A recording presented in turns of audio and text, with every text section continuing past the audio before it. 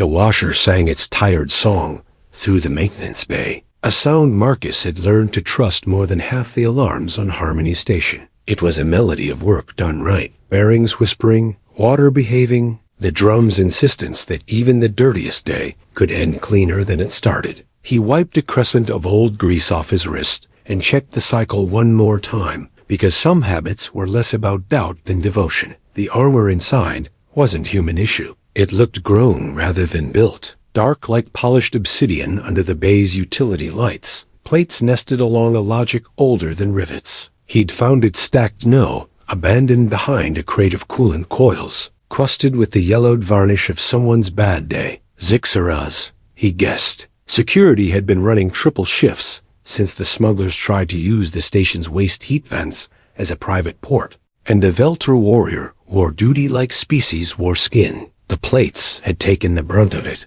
The washer would give them back. When the footsteps came click-clack, that muscular metronome Marcus didn't startle. He'd learned the station's languages by ear long before he earned badges for anything. Human Marcus, Zixara said, voice lyrical even when it carried urgency. My armor isn't in my quarters. Security trackers pinged it here. Have you seen? The bay's timer chimed. Marcus thumbed the release with a mechanic's casual pride. Right on cue, he said, and the door eased open on a spill of steam that smelled faintly like the sea. Zixara froze. He felt it more than saw it, the way the air between them changed vector. Her antennae tilted forward and rigid. The plates of her carapace tightened in the shoulder girdle. Her compound eyes caught the bay lights and held them. You wash my armor. She said it like a diagnosis. Gentle cycle, he offered, suddenly aware of how soft human humor could sound against alien ritual. Low heat, neutral detergents. The keratin proteins in your exoplates tolerate warm water if you don't rush them, and the hinged tendons like a mild emollient. I used. Do you know what that means? The translator rounded her whisper into standard and still failed to carry the edges of it. Marcus felt heat climb his neck. He had cleaned weapons handed to him by soldiers from a dozen worlds, threaded coolant through pipes that had scared engineers older than his home continent, and reflowed a power bus while the deck under him vibrated with docking thrusters. Suddenly, he was a clumsy kid with his hand on the wrong heirloom. I was trying to help, he said, because the truth liked simple verbs. You've been running hot, and the plates. She stepped closer. Careful. Among Veltar, she said slowly, armor is grown with us, shed with us, re-etched with our seasons. It is touched by the artisan, the healer, and the self. To care for it is to declare yourself bound to the one who wears it. To wash it without being asked is... She searched for a word standard didn't keep on the shelf. A vow, loudly made. The washer clicked into idle. The room's sound settled into the low hymn of life support and long-lived machines. Marcus reached in, because stopping now would teach the wrong lesson, and lifted the breastplate free. Clean, the etching revealed itself. A story he couldn't read yet spirals for lineage. Hash marks for duties. A small circle by the left clavicle filled with gold that caught the light and refused to give it back. He laid it on a cloth like he would a heart. Then consider this my first fluent sentence, he said, not joking. I didn't know your customs. I do know what it means to carry someone's weight a while, so they don't forget how to stand. Her plates shifted a Veltar. Blush. He'd learned it, and the tension in her posture translated into something he didn't have a name for, but recognized anyway. You would share that burden? She asked, knowing what my people will say? Knowing this binds us in ways not easily unbound? He smiled at the breastplate, because the face can lie, but hands tend to tell the truth. I've been sharing it for months, he said, just didn't know the word for it. Zixara took the breastplate in both hands. Claws retracted to a tenderness few outside her species ever saw. Where their fingers met, static snapped. The small bright proof that bodies are batteries even when you promise not to use them. She didn't flinch. This changes what others are allowed to assume about us, she said, eyes busy reading his face like it was a diagram she meant to master. Assumptions can be louder than facts on a station this small. Then we'll make facts that can't be shouted down, Marcus said lightly, which was not the same as easily. For instance, you haven't slept enough this week to make good decisions about solvents. It was a deflection and an offer. It landed like a kindness. She laughed, chittering, the sound he had learned to look for and learned to cause when the day tried to break itself on them. Humans, she said, fondness under the word like a second pulse, remarkably unconcerned with conventional wisdom. He finished the wash with the patience he saved for old machines and people who deserved better than speed. Hinge by hinge, seal by seal, he worked mild oil into the place's plates, rubbed until friction returned to function, and function remembered how to feel like grace. Zixara stood sentinel at the bench, not hovering present. Each time he handed her a piece, she documented it with a quiet ritual. A tap of the etching near the sternum, a touch to the mandible, a breath he couldn't hear, but saw in the way her thorax moved. When the armor stood assembled on its frame, it looked like night that had decided to defend itself. Teach me, she said. Not an order a warrior throws at subordinates. A request you make when you understand the power you are putting in someone's hands. Teach me the human customs of care. What you mean when you say I've got you, and it makes people believe you. She tried the standard idiom like a tool she intended to keep sharpened. It's mostly doing the boring thing before it becomes the emergency thing, Marcus said. But there are tricks. He taught the first. How humans pair tasks with moments to slip care under routine clean visor seals while coffee brews. Audit spare fuses during shift change. Leave notes on the equipment log that tell the next person what you wanted to hear yesterday. He taught the second. How to apologize like maintenance named the failure. Replace the part. Don't pretend it was fine if it wasn't in return. Zixara taught that Veltar care is carved into surfaces. She showed him the etching knife, a sliver of rock older than starport steel, and how each line on a plate is a ledger of debts paid and burdens taken. She pointed to the circle by her clavicle and said, "This marks those who may touch the armor when the wearer cannot." Until today, it had only my mother's mark and my own. We do not add lightly. She didn't move to carve. Rituals have their own calendars. The bay's door hissed. Gossip travels faster than sound in pressure-sealed hallways. I know the station knew something had happened, and that something wore security blue and grease under its nails. Crewmates hovered in the threshold, unhelpful interest, hidden badly behind errands. Zixara straightened to full height without reaching for intimidation, which meant people felt it anyway. "This is mine," she said to the room at large, not defensive defining. "He is mine in this matter, as I am his."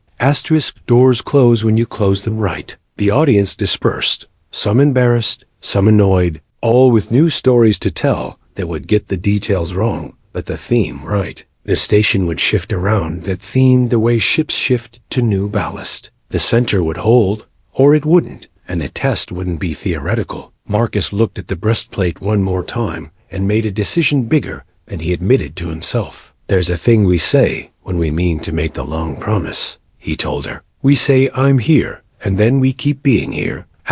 Zara studied the words like a schematic. "I am here," she repeated, the translator flattening the vowels but not the vow. "We are here." The washer's quiet had become the bay's quiet, the kind of silence that work earns and keeps. The station hummed around them, content for the moment. Far away, a cargo latch failed, and someone swore, and someone else fixed it, and life went on under maintenance. It barely noticed. Zixara lifted her helm. "Walk me to my post? Every day you'll let me," he said, and meant the sentence in all its tenses. Harmony Station had its own circadian rhythm, a compromise between trade lanes and biology, and the morning shift always smelled like ionized air, and everyone's optimism before gravity remembered to be itself. Marcus timed his route to security, with that rhythm walkway still quiet, viewport shutters half open, the docks throwing long lines of light across the floor like lanes on a pool that promised you'd get to the other side if you kept moving your arms. Zixara paced beside him with the stillness of people who knew exactly where their balance lived, even when the deck plates tried to argue. "Education begins," she said, and it wasn't a question so much as a ritual's first line. "Human syllabus or Veltar?" he asked. "Both," she said, antennae canting in amusement. "We will alternate." He started with a small human truth. Care is heavier when it's unsaid, so say it. Then prove it, then say it again. Maintenance for the heart, not the air filters. He taught the micro phrases humans Lean on to hold weight together. Text me when you dock. Drink water. I've got last watch. Each mundane as a bolt until the day it kept the wing on. Zixara repeated them, translator making them crisp where humans leave edges round, and pinned them to behaviors so they'd matter. She scheduled an extra patrol where civilians queued with their tempers, left an authorization note so the overworked medic could sleep 2 more hours, recalibrated the armory's humidity because metal dreams of rust when people forget it can dot in return. She opened the ledger on her breastplate with the flat of her blade and taught him how Veltar etched their care into surfaces so that forgetfulness has to step over proof to pass. A small line near the sternum marked shared burdens accepted, and below it, blank space that wasn't empty, so much as reserved for sentences not yet deserved. Marks are not trophies, she said. They are receipts. They say, this weight was carried. Here is when. Here is who. It makes lying to yourself difficult. At Security Post 3, the station's morning traffic bunched into a knot of travelers who thought lines were suggestions. Zixara observed without intervening, the way good guards do when nothing is actually burning. Marcus adjusted a sensor that had drifted 4 degrees off true and now thought everyone was smuggling a fuse. Your custom of washing armor, he ventured, keeping his tone at the level where curiosity and respect can share a chair. Does it always mean the vow? Not always, she said. There are lesser rites. A squadmate can polish your plates before inspection. A parent can carve a correction through your pride onto the shoulder you keep forgetting to turn. Her mandibles lifted in the Veltar equivalent of a smile. But to disassemble clean and reassemble the whole hinge oil, seal care. The hidden etchings beneath the collar, this we reserve for those who could unmake us and refuse to.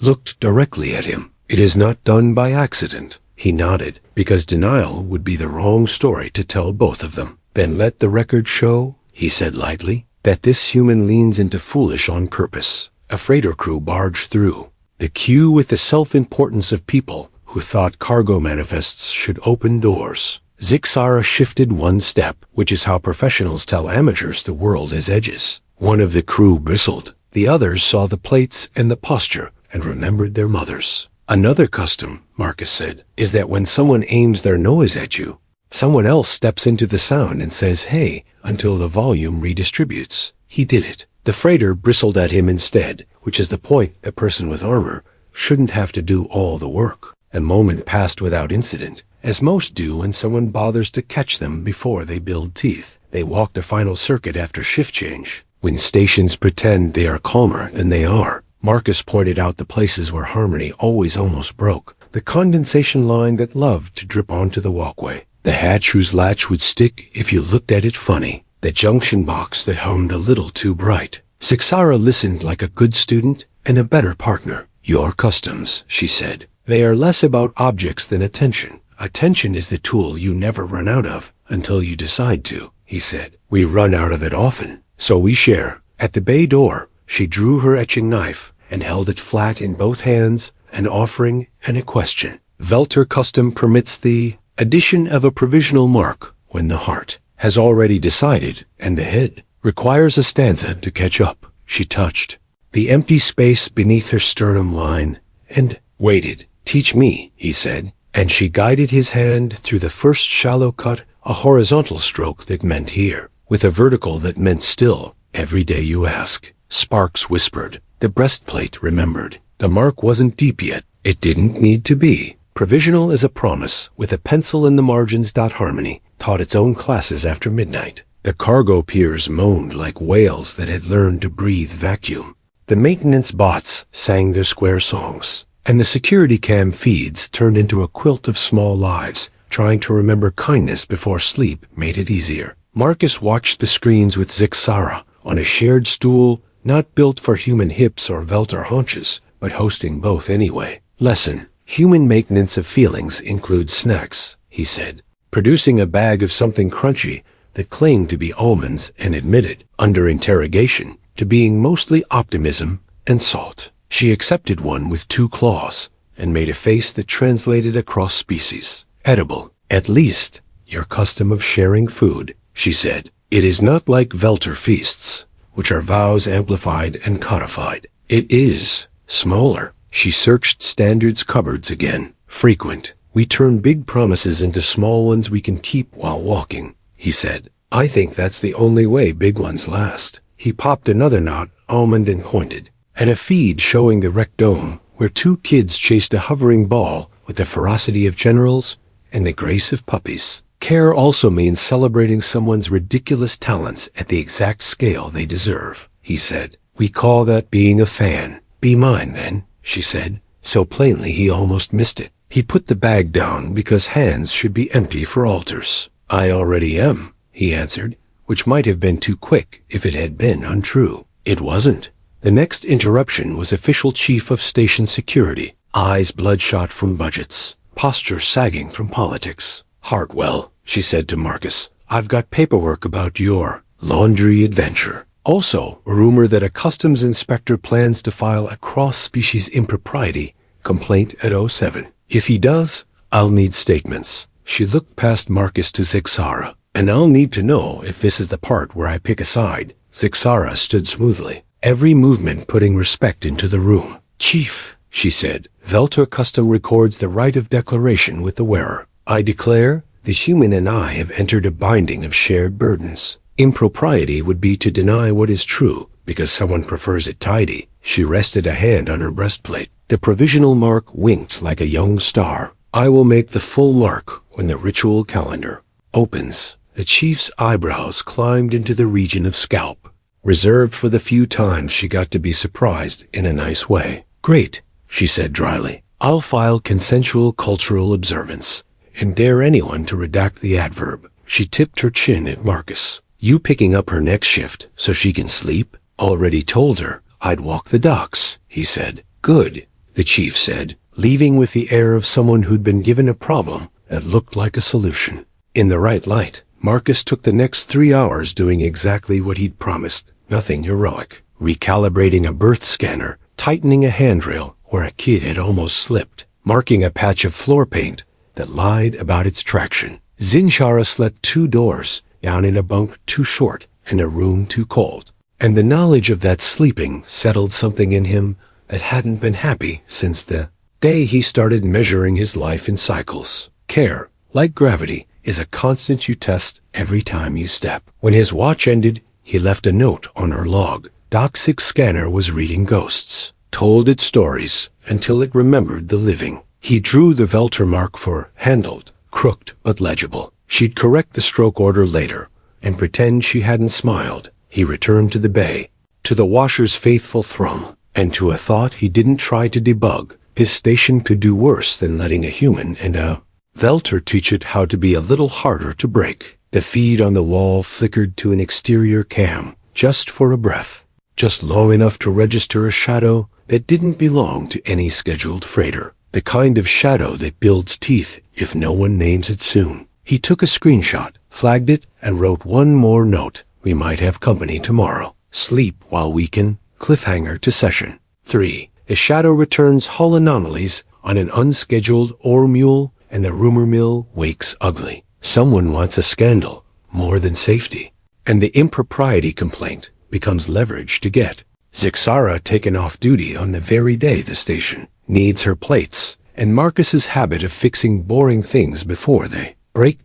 By mid-shift, the shadow had a transponder code, none, which is a kind of answer stations learn to hear faster than words. Harmony flagged it as an ore mule drifting gum toward Dock 9 with the self-assurance of things that want to pass for cargo until teeth show. The first message from admin was sensible. Increase patrol presence.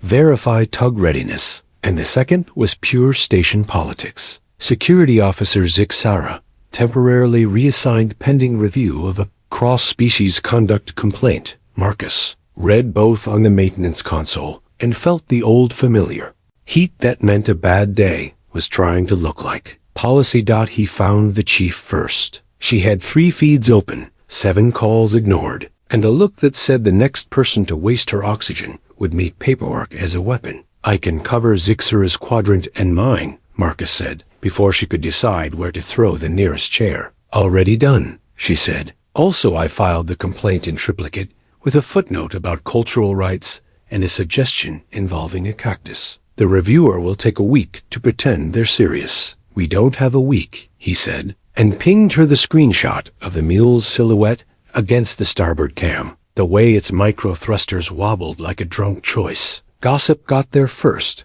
of course. The promenade filled with people who had somewhere to be and preferred to take a rumor with them as a snack. Security's compromised, someone said in a voice meant to be overheard. The Veltar's distracted, another added, and it wasn't even cruel so much as lazy, which can be worse. Marcus did what humans do. When the air gets stupid, he made it specific. Walking post to post with a coil of caution tape and a voice that practiced sounding calm until it believed itself. Marking zones for potential tug operations. Clearing kids from an observation bubble that would make the best shrapnel if today wanted a headline. He reached Zixara last, in a corridor near the arbitration office, where the complaint would attempt to turn her life into a form to be filed. Without armor she looked wrong, not vulnerable wrong, like a tool in the wrong drawer, like a valve, a quarter turn from truth. They're holding me out of sight until someone with a sash decides what story makes them look clean, she said.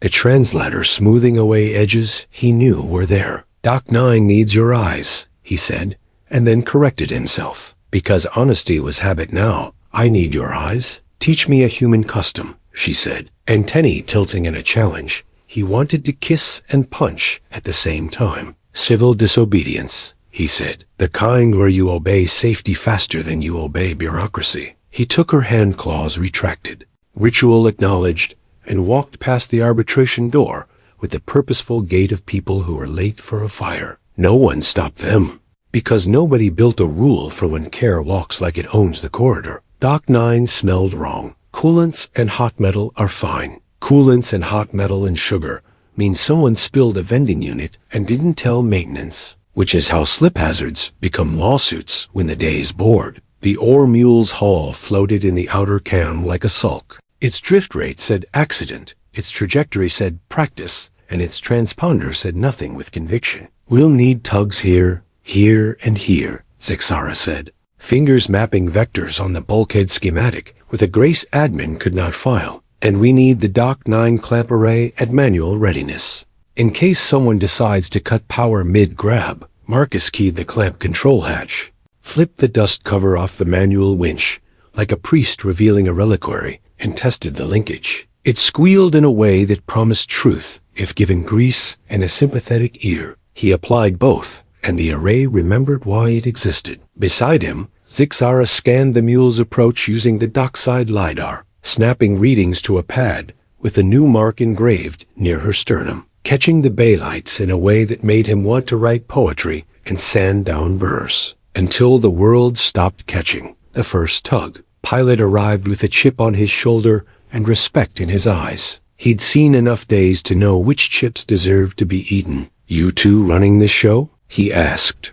We're running the part that breaks if ignored, Marcus said. Good answer, the pilot said, and took his station on the virtual line like someone who didn't need ceremony to be brave. The mule decided to help by pretending to be difficult. Its roll slowed just enough to suggest cooperation, then jolted like a shoulder shove at a bar. They're testing clamp timing, Zixara said calm, which is the octave Trust lives at. Marcus set the manual clamp control to ready and ran through the tug coms. Checklist that keeps collisions from making new friends. Doc 9 manual, he said into the channel. On my pull, we'll kiss her with 3 at 5%. If she blushes, we back off and compliment her anchoring instead. The pilot snorted. Humor is WD-40 for hard moments. The oar mule crossed the markers. Tugs nudged with the gentleness of large beasts, trained by people who loved them. And the clamp array took weight like a lifter, remembering a dance. The mule's hatch irised with the treachery of things designed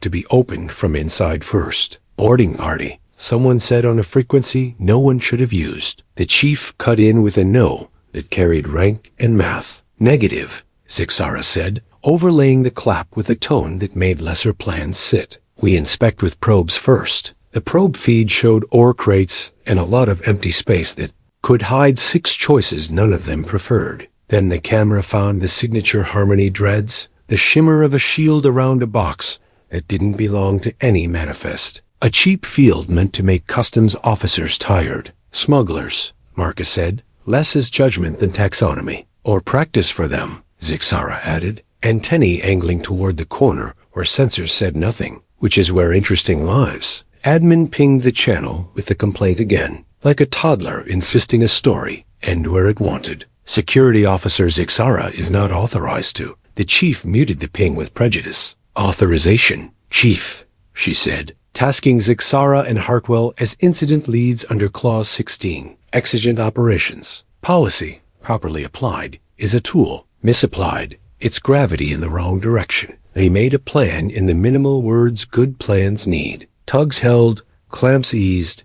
The probe extended toward the shimmer and bled off the field with a controlled ground that made the box sulk like a secret found. Inside, nothing, which is itself a message. Someone wanted to learn Harmony's response times and command chain, and someone wanted to trigger a political incident by forcing Zixara to choose between orders and the job. We passed, Marcus said, barely. The second wave of gossip hit like weather. Security officer violated reassignment. Human tech interfered with evidence. Admin will have to make an example. Marcus stood in the Dock 9 doorway and didn't shout. Instead, he held up a handheld and played the probe footage on the public display transparent on purpose. So, the station could watch a fake crime unravel into a real lesson. You want an example? He asked the air and the people who breathe it. Here's one. When a rule tries to make us stupider than a problem, we choose the problem. A courier in a sash arrived with a complaint in a pretty envelope. The chief signed it with a note that said, resolved by virtue of not being idiots, in the delicate script of people who know how to make offense look like calligraphy. Zixara watched the courier leave with the posture of a statue that has heard the joke and decided to remember it for later. Our custom, she said quietly, also includes public rebuttal, an inscription carved where the rumor was carved deeper.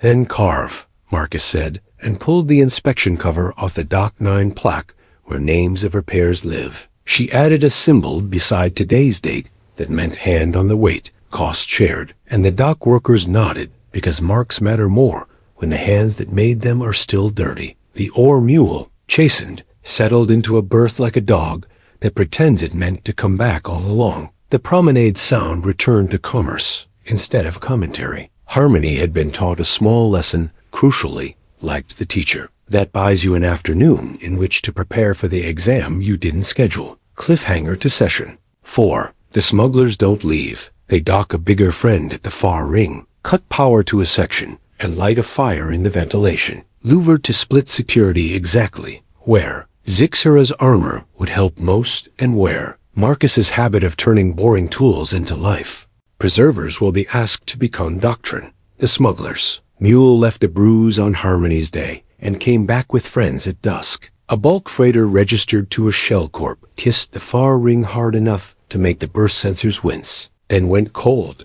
like it regretted docking at all. 30 seconds later, a third of the ringed hiccuped lights stuttered, doors re-locked into disagreement, and the ventilation louvers in Sector H coughed smoke with the sincerity of a bad plan learning to become worse. Admin split the board the way scared people do. Too many orders, not enough verbs. The chief cut through with 3. Contain, vent, hold. She pushed Zixara to logistics on paper to pacify the complaint, and pushed her to Sector H in person to pacify the fire. Marcus took the maintenance kit you carry when you don't expect thanks wedges, webbing, wrenches, and ran, because smoke moves faster than memos. Sector H breathed like a sick thing. Someone had propped the louver open with a chunk of pellet. Heat rolled into the corridor and tucked itself under the ceiling in a layer that promised ruin if given time. Civilians clustered wrong too close, arguing about exits.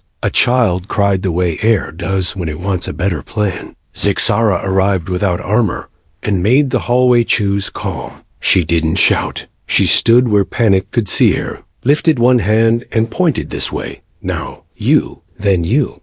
Breathing first. Vent on my mark, Marcus said to the chief on comms, slipping the pallet free while Zixara braced the louver with a pry bar that had a history of saving hands. Will pressure dumped to the O stack. 3, 2, heat peeled off the corridor like regret. The station exhaled. Someone clapped, because relief likes applause, even when it hasn't earned it yet. A sprinkler head popped, then another. The system had brains, but someone had fed it lies. Half the head stayed shut tight, as a rumor that helps the wrong person. Jammed, Marcus said, and Zixara was already on the ladder, twisting a head free with 2 careful claws, while he slotted in a manual drop from his kit. Water obeyed physics, even when sensors argued policy. The fire lost nouns and retreated to adjectives. Secondary cut at A12, the chief said in both their ears. Power bus looks chewed. Zixara's mandibles clicked a word the translator didn't attempt. Marcus knelt by the access panel, flipped it, and found a rat's nest engineered by professionals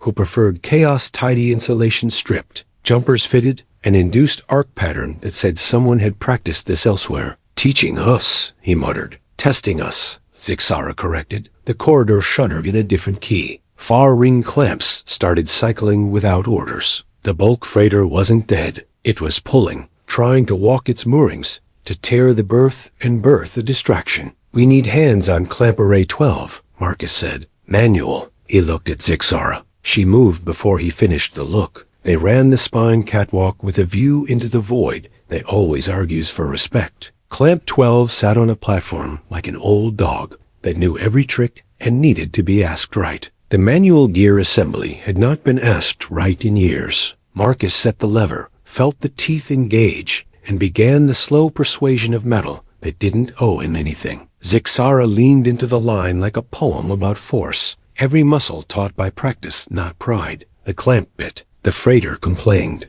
The moorings stopped walking and decided to sulk instead. Hold, the chief said, which is what leaders say when they mean thank you and later. Sector H stabilized. Medic to your location. Boarding team on standby. The last phrase scratched Marcus's ears. Boarding teams took oxygen away from fires that still wanted it. Negative on boarding, Zixara said, voice cool water. They want our bodies in the wrong hallway. She pointed with her chin at the duct run that paralleled the catwalk. They came through ventilation. They'll leave that way too, if they leave. Marcus loaded a coil of line on his shoulder and smiled without humor. Time to be fans of each other's ridiculous talents, he said, and she bared her mandibles in something that read as a grin in any language that mattered. The duct mouth tasted like old dust and recent hands. Marcus clipped into the safety line because romance with gravity should be negotiated, not assumed. Zixara slid in ahead,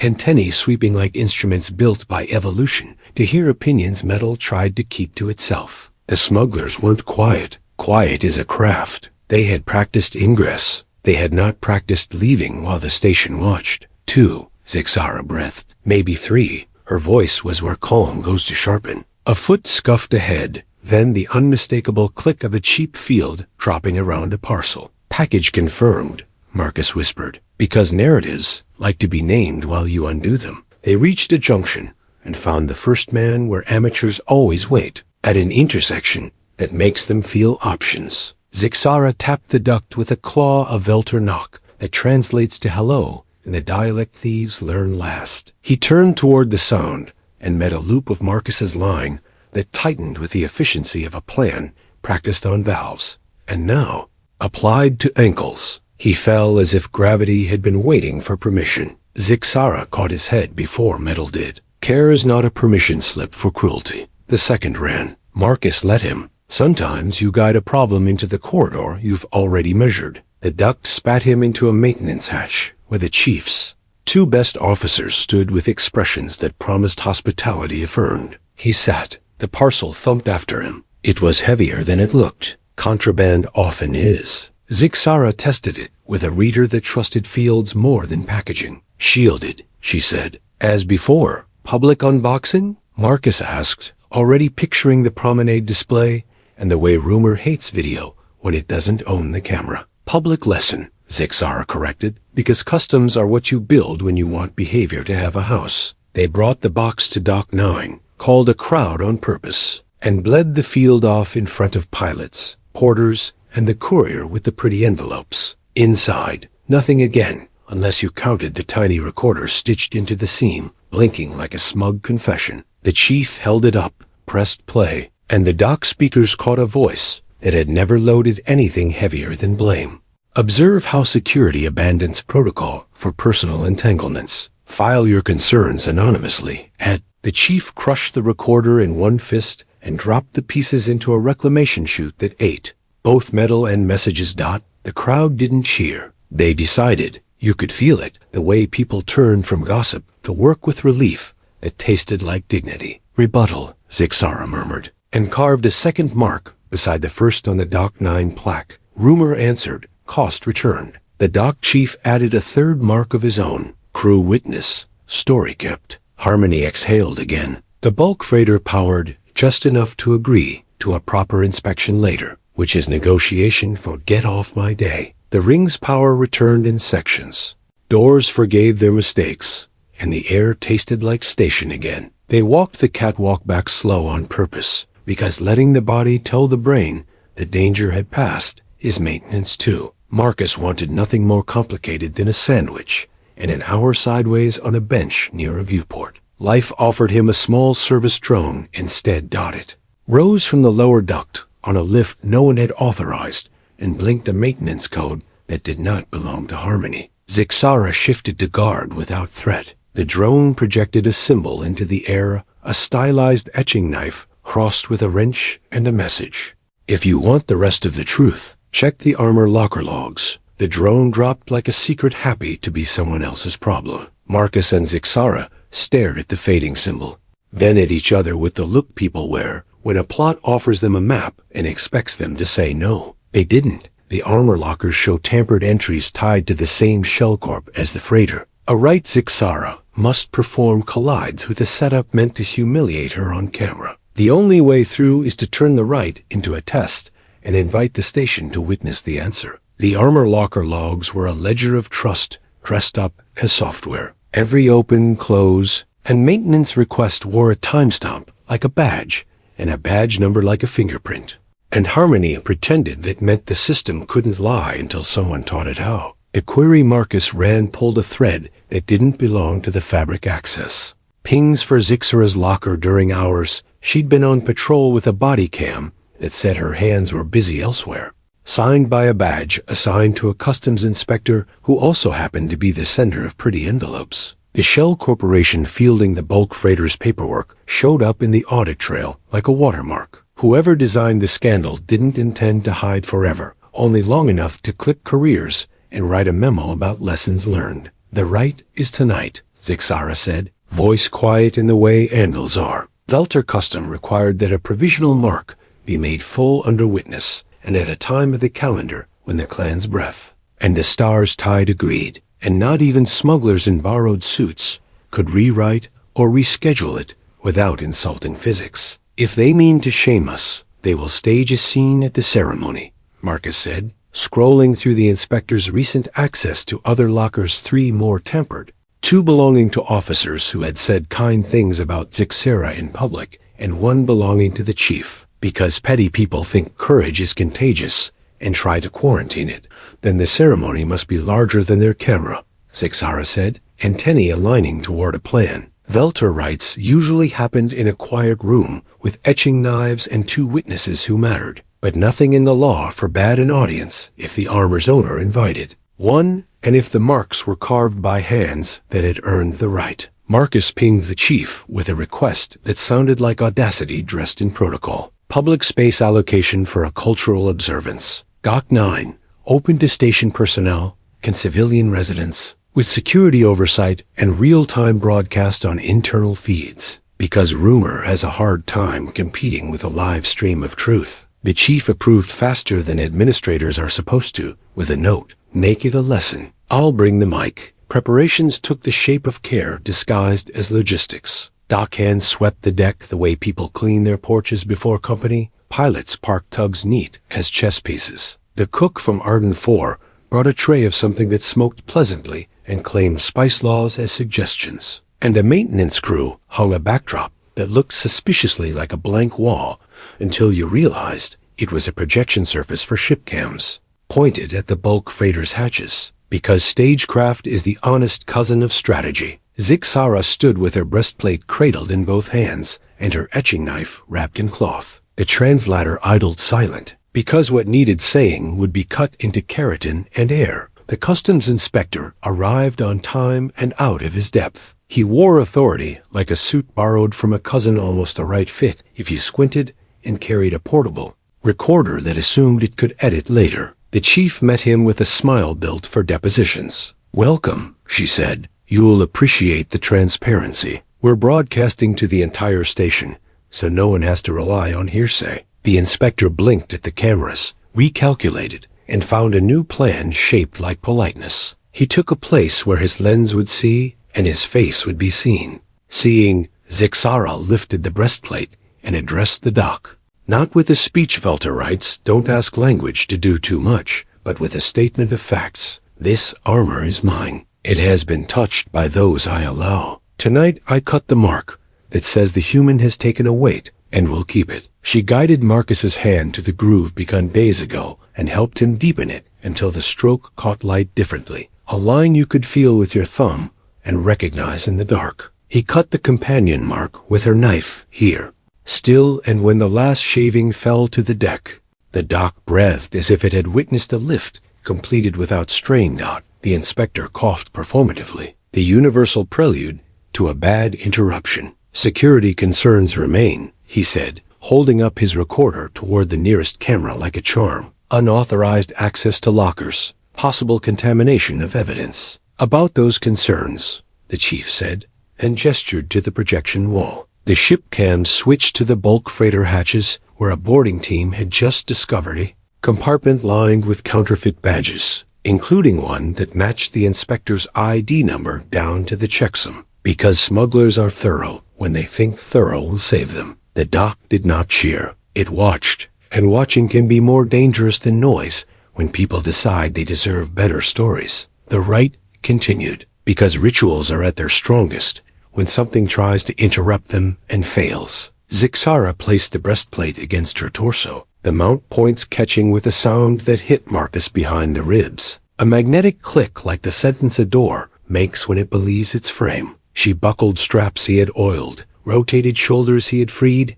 and became, in stages, the warrior harmony called when chaos tried to mispronounce itself as policy. The final piece, her helm, she held a beat longer, not for drama, but for gravity. "Human custom," she said softly, so only he could hear, "is to say I'm here when the long part begins." "I'm here," he answered, and the translator stayed wisely out of the way. The inspector's recorder blinked like a nervous eye. He tried to salvage a narrative and walked straight into a different genre. "Given the, optics, we still must file." "File this," the chief said with bureaucratic sweetness. And through the live feed to the audit trail, Marcus had compiled locker logs with tampered entries, the badge fabrication cache in the freighter, and a neat overlay of timestamps showing that the complaint had been resent at the exact moments the station most needed Zixara elsewhere. Correlation is not causation, except when someone leaves boot prints across both. "We'll take your statement after you sit down," she added,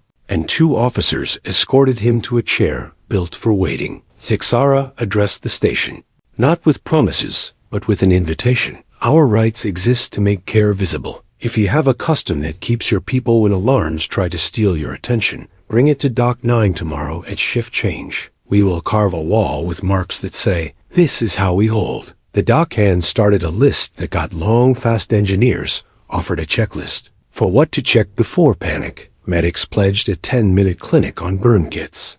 A tug pilot promised to teach anyone with hands how to tie the line that keeps big things from leaving and small ones from falling. Culture is a tool. Build enough of it, and even smugglers get bored trying to break it. After, in the quiet behind the backdrop, Marcus and Zixara sat on a crate that had contained something heavy enough to deserve the rest. The projection wall showed the freighter under guard, and a line of officers cataloging counterfeit IDs with the joy of people who have found a puzzle and been given permission to finish it. "I kept thinking," Marcus said, "about the first time I washed a carburetor with my granddad, how he said the trick wasn't the soap. It was believing you could make a thing clean without pretending it had never been dirty." "That is a human prayer," Zixara said, antennae touching his shoulder in a gesture he had learned meant yes in Veltar, and then, lower, in a tone that would have been a blush if it had worn skin. "I will carve the third mark tomorrow." "The third?" he asked,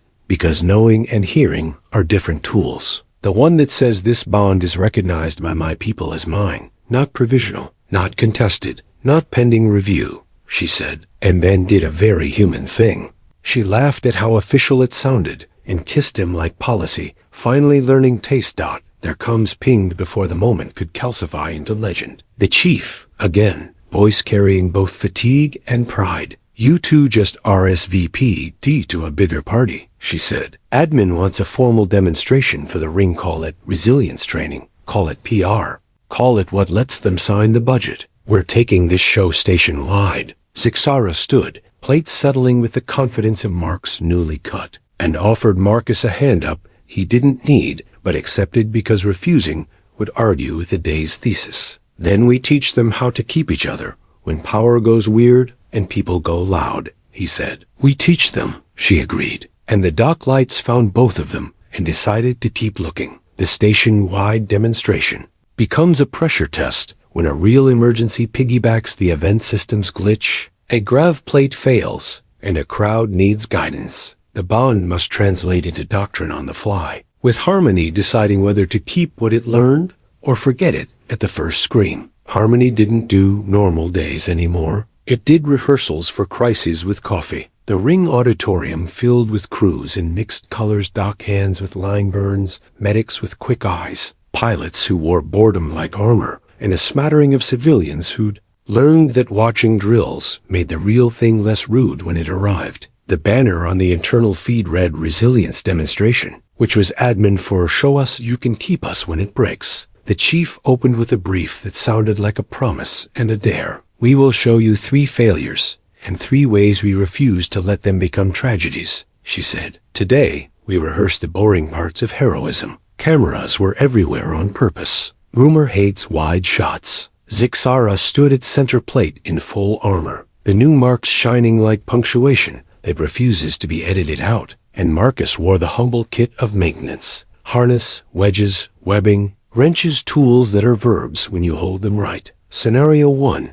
comms drop during a medevac. The auditorium lights stuttered too weird. A simulated grav plate hiccuped into a limp true, and a stretcher team lost their channel mid-call. Zixara raised one hand quiet command, and volunteers stepped into a human Veltar chain, passing information mouth to ear with the practiced brevity of people who prefer truth to noise. Marcus flipped a manual patch on the local junction, used a pre-staged checklist to isolate the failed node, and the room watched the channel come back not as magic, but as maintenance with witnesses. Lesson: redundancy is a culture, not a part number. Scenario 2, dock clamp cycle misfires during tug-line. The projector lit the clamp array schematics. Marcus narrated the manual sequence, while Zixara led a crew through the physical positions on stage lever.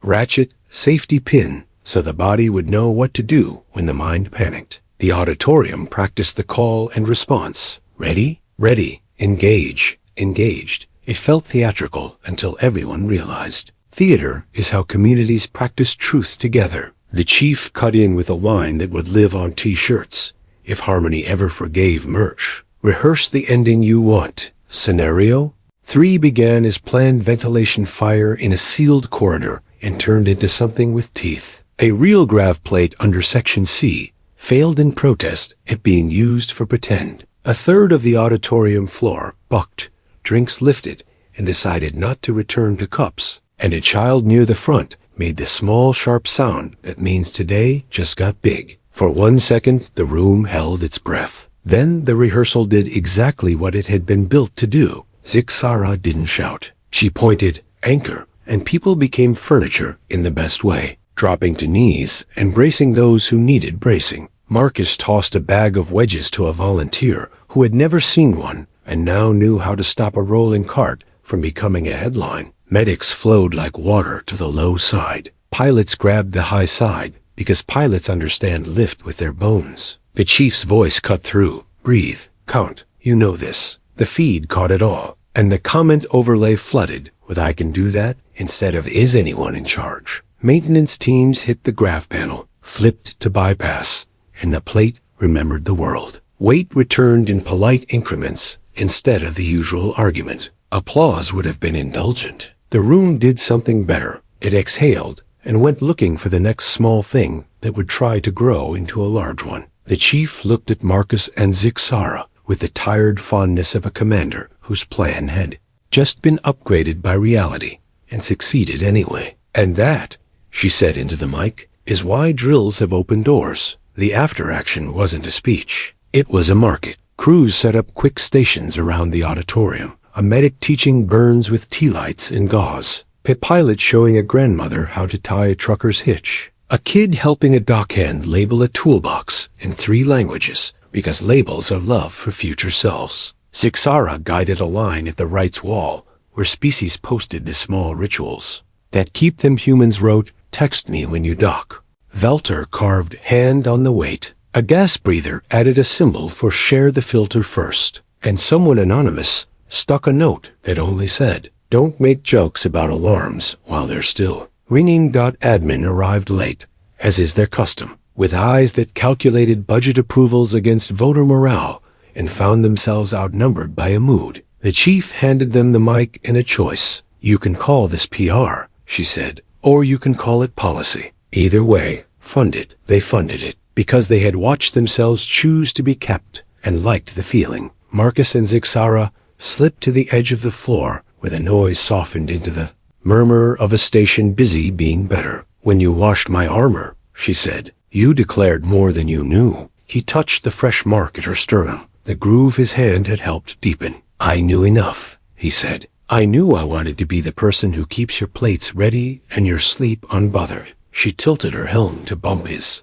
forehead in a gesture that had quickly become their private punctuation. "Then be here, long." The chief intruded with a grin that tried and failed to be professional. "You two are now co-leads of a program that apparently exists," she said. "Adaptive care and resilience. Classes start next cycle. You'll write the syllabus, you keep improvising." Marcus groaned in a key reserved for people who respect homework. Zixara's mandibles lifted, pleased. "We will teach the boring parts first," she decreed. "Boring saves lives." The chief pointed at the feed counter ticking up views on the internal network. "Also, the station wants a name for the Rite you made public," Zixara considered. "We call it Sharpening the Bond in Veltar. In Standard, Mark and Keep." The smuggler's case resolved itself in the lazy way crimes do when culture stops making room for them. Counterfeit badge caches led to a small ring of opportunists who preferred narrative warfare to real risk. The inspector accepted a transfer to a post where paperwork is the point and power is an illusion on purpose. Harmony logged the incident as attempted political interference during safety. Operation mitigated by community practice, which is bureaucrat for we chose each other louder than the problem. Night on the ring looked like day on purpose. Stations don't sleep so much as nap in shifts. Marcus walked the quiet arc with Zixara's hand hooked through his harness. They stopped at Dock 9 and looked up at the plaque now crowded with marks, dates, symbols, initials, a small drawing of a wedge with a heart that a child had added and no one had erased. "We turned a complaint into a wall," he said. "We turned a wall into a door," she corrected, capping the new groove with a claw. "Tomorrow others will walk through." He glanced at the washer, schedule on his tab habit and prayer, and saw a slot open like an invitation. "Armor cleaning at 06, he said. "Human custom?" she asked. "Breakfast after," he said. "And then class?" She squeezed his harness. "I am here," he answered without thinking, "because some lines are maintenance now. We are here." The station hummed its approval, the sound of a place that has decided to keep itself. One ritual, one checklist, one stubborn promise at a time.